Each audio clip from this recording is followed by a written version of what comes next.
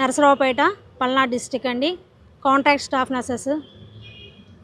ఇక్కడ మాకు గత 12 రోజులుగా మేము స్ట్రైక్ చేయడం జరుగుతుంది. ప్రభుత్వానికి ఎటువంటి మా పట్ల జాలి దయ లేనట్లుంది.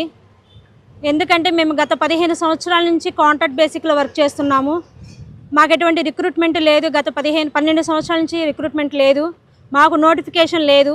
ఇవ్వకుండా పోయిన గవర్నమెంట్ వాళ్ళు చేసిన తప్పిదాల్ని కప్పిపుచ్చడం కోసం మీరు చేసే ప్రయత్నంలో ఇది ఒక భాగం.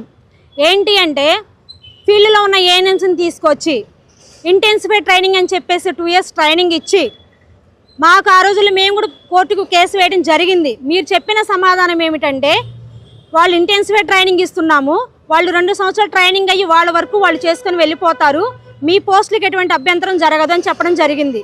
ఇవాళ జరిగింది ఏమిటి అంటే వాళ్ళకి ఫీల్డ్లో ఉన్న పోస్టులు తీసేసి సచివాలయంలో పనిచేస్తున్న ఏఎన్ఎంస్కి ఆ పోస్టులు అలాట్ చేసి వాళ్ళకి ఎక్కడ పోస్టింగ్ లేకుండా చేసి వాళ్ళని తీసుకొచ్చి మా పోస్టులు వాళ్ళని అలాట్ చేస్తున్నారు. డైరెక్ట్ ఎవరైనా సరే కాంట్రాక్ట్ పోస్ట్ చేసిన తర్వాత రెగ్యులర్ అవ్వడమో లేదా ఒక క్వాలిఫికేషన్ ఉంటేనే రెగ్యులరేషన్ నోటిఫికేషన్ ఇవ్వడమో జరుగుతుంది.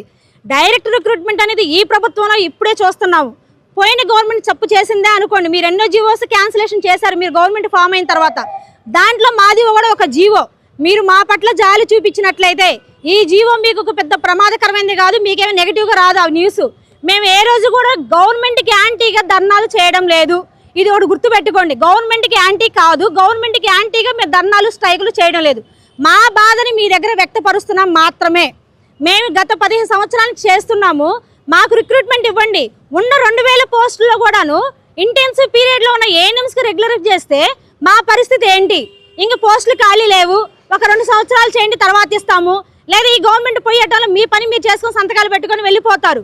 నెక్స్ట్ వచ్చే వాళ్ళు కూడా అదే చెప్తారు, మాకెప్పటికీ న్యాయం జరుగుతుంది. ఇప్పుడు 15 సంవత్సరాల నుంచి వెయిట్ చేస్తున్నాం కదా, న్యాయం జరగలేదు. ఇవాళనే న్యాయం జరుగుతుందేమోనని ఏ రోజు మీరు రోడ్లు ఎక్కిన వాళ్ళం కాదు, మీడియాల ముందుకు వచ్చిన వాళ్ళం కాదు, మాకు రిక్రూట్మెంట్ ఇవ్వండి, నోటిఫికేషన్లు ఇవ్వండి అని మేము అడిగిన వాళ్ళం కాదు. ఇవాళ అడగవలసి వస్తుంది, ఎందుకంటే మాకు అన్యాయం జరిగిపోద్ది. ఒక జిఎన్ఎం నర్సింగ్ చదివిన 3.5 years చదివిన జిఎన్ఎం నర్సింగ్ కోర్సుకు వాల్యూ లేదు. మీరు నోటిఫికేషన్ ఇస్తారండి, స్టాఫ్ నర్స్ పోస్ట్ ఇస్తున్నాం నోటిఫికేషన్ అని చెప్తారు. మీరు కింద క్వాలిఫికేషన్ ఏం అడుగుతారు? GNM are BSc are MSc అని అడుగుతారు. ఇవాళ ఏఎన్ఎం అని అడుగుతారా? మీరు ఏ లెక్కలు ఇస్తున్నారు మీరు రిక్రూట్మెంట్ వాళ్ళకి?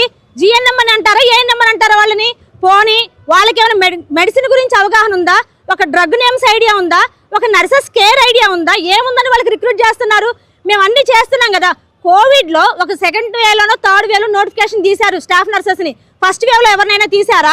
మేమే చేశాం కదా. పేషెంట్లను ఐసీయూలో కింద పడుకోబెట్టి ఆక్సిజన్ పెట్టుకొని మేము సర్వీస్ చేశాము.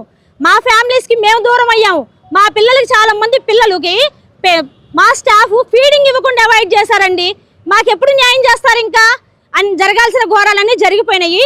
మేము ముఖ్యంగా మీతో చెప్పదలసిన విషయం ఏంటంటే మే గవర్నమెంట్కి యాంటీ కాదు, మే గవర్నమెంట్ని ఎక్కడ నిలదీయటం లేదు, మాకు న్యాయం చేయండి అని మాత్రమే అడుగుతున్నాము. మీ మీద ఎక్కడ నెగిటివిటీ కానీ మీరేదో మాకు అన్యాయం చేశారని చెప్పట్లేదు. ఈ తప్పిదం వల్ల పోయిన గవర్నమెంట్ జరిపిన తప్పిదమే, మీ తప్పిదం మేము అనట్లేదు. కానీ మీరు ఎప్పుడైనా సరే ఒక సజెషన్ తీసుకునే ముందు మా మెడికల్లో డాక్టర్స్గా చేసిన వాళ్ళని కానివ్వండి, ప్రొఫెషనల్గా చేసిన వాళ్ళని కానివ్వండి సలహా తీసుకోండి. ఎందుకంటే ఒక క్యాడర్ అనేది ఉంటుంది హాస్పిటల్లో. ఒక డాక్టరు, ఆ తర్వాత స్టాఫ్ నర్సు, ఆ తర్వాత ల్యాబ్ టెక్నీషియన్, ఆ తర్వాత ఫార్మసీ, అలా క్యాడర్స్ ఉంటాయి. ఆ క్యాడర్స్ ప్రకారం ఫాలో అవ్వండి అని చెప్తున్నాం తప్ప మేము అక్కడ ఏం తప్పు మాట్లాడలేదు. ఒకటి గుర్తుపెట్టుకోండి, శ్రీ నారా చంద్రబాబు నాయుడు సార్, మాది ఒక నర్సెస్ అసోసియేషన్ తరఫున మాట్లాడుతున్నాము. మాకు న్యాయం చేయండి. రాష్ట్ర వ్యాప్తంగా సుమారు 12,000 మంది కాంట్రాక్ట్ స్టాఫ్ నర్సులు గత 15 సంవత్సరాల నుంచి వివిధ ప్రభుత్వ ఆసుపత్రుల్లో కాంట్రాక్ట్ బేసిక్ మీద పనిచేస్తూ ఉన్నారు. ఇలాంటి వారిని వాళ్ళ ద్వారా వెట్టి చాకరీ చేయించుకుంటుంది, కానీ ప్రభుత్వం వాళ్ళని రెగ్యులర్ చేయడం కానీ పర్మనెంట్ చేయడం కానీ అనే వాటి మీద ఎలాంటి దృష్టి పెట్టలేదు. గత ప్రభుత్వం వీళ్ళని ఇబ్బందులకు గురి చేసి అనేక జీవోలు తెచ్చినప్పటికీ ప్రభుత్వాలు మారినప్పుడల్లా పాలకులు చెబుతున్నటువంటిది ఏంటంటే ఖచ్చితంగా చదువుకున్న యువతకు అందరికీ ఉద్యోగాలు ఇస్తామని, అలాగే ఇప్పటికే పనిచేస్తున్నటువంటి ఉద్యోగాలను పర్మనెంట్ చేస్తామని చెప్పి ఒక వాగ్దానాలు ఇస్తున్నారు. వాళ్ళు ఇచ్చిన వాగ్దానాలని అధికారంలోకి వచ్చిన తర్వాత తుంగలో దొక్కే పరిస్థితిని మనం అంతా గమనిస్తూ ఉన్నాం. వీళ్ళు కాంట్రాక్టు స్టాఫ్ నర్సింగు వీళ్ళంతా కూడా అనేక ఇబ్బందులను ఎదుర్కొని రోగులకు సేవలు అందిస్తూ ఉన్నారు. గతంలో మనం చూసాం, కోవిడ్ టైంలో ప్రాణాలకు తెగించి వాళ్ళ కుటుంబాలను కూడా త్యాగం చేసి రోగులకి వైద్య సేవలు అందించిన పరిస్థితి మనమంతా చూసాం. ఇలాంటి వారిని ఈ రోజున అంటే జీవితాంతం వెట్టి చాకిరీ చేయించుకోవాలనే ఒక ఉద్దేశం ప్రభుత్వాలకు ఉన్నట్టుంది. వీళ్ళు ఏఎన్ఎంలకు కానీ మిగతా స్టాఫ్కి కానీ ఎలాంటి వ్యతిరేకంగా ఏమి లేరు.